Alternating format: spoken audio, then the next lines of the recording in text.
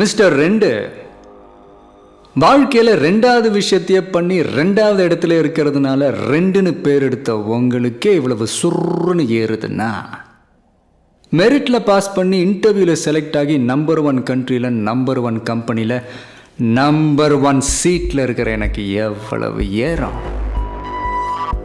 சவால் விடும்போது ரொம்ப சாக்கிறதையாக விடணும். அது என்ன சொன்னீங்க? பிராண்டிங். அந்த பிராண்டை அழிக்கிறதுல தான்டா நான் ஸ்பெஷலிஸ்ட். இப்ப சொல்றேன் மிஸ்டர் ரெண்டு, உனக்கு மேல இருக்கிற ஒண்ணு அதான் உன் தலைவன். அந்த பிராண்டை நான் அழிக்கிறேன். மறுபடியும் உன் கட்சி ஜெயிச்சாலும் சரி, உன் தலைவனை நான் ஜெயிக்க விட மாட்டேன். அவர் எந்த தொகுதியில் நின்னாலும் நான் அங்க எதிர்த்து நிக்கிறேன்.